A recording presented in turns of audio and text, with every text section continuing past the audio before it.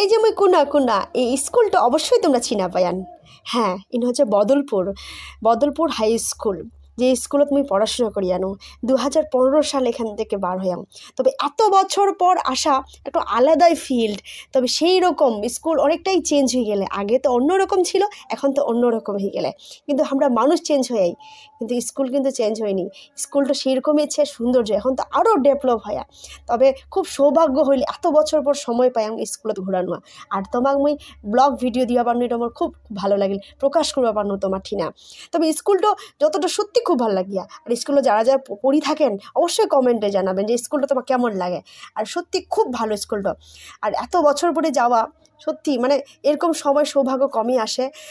তারপরে দেখো এই যে ম্যাডামের সঙ্গে পরিচয়, কারণ ম্যাডামও চিনা পাইয়া, স্যারের সাথে পরিচয়, তো খুবই ভালো লাগে যে মোক মনে রাখিয়ে স্যাররা। আর এই স্যারটা তো আমার ইংলিশ নিহিল, এই মাস্টারটা তো অবশ্যই তোমরা চিনেন। আর গুরুজনরা ঠিক করানো খুব ভালো লাগিল। তবে খুব ভালো লাগলো যে এত সময় পর এত বছর পর আমি আসিনো, আলাদাই ফিল।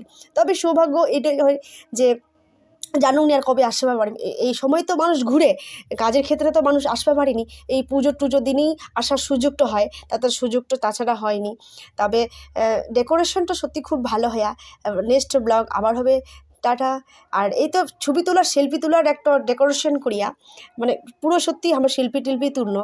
দেখ এত বছর পর আসে গেলে, দেখ এত সুন্দর স্কুলটা। আর কাকে স্কুলটা পছন্দ করেন, কে পড়েন, অবশ্যই তোমরা কমেন্টে জানাবেন। আর আমি সত্যি তোমার কমেন্টে অপেক্ষায় ছিলাম।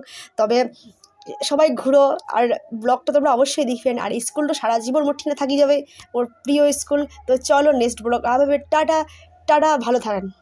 আর দেখো দূর থেকে এত সুন্দর মনে হচ্ছে পুরো সত্যি, মানে আর কোনো দিন হয়তো এই জীবনটা আর ফিরে পাওয়া যাবে না।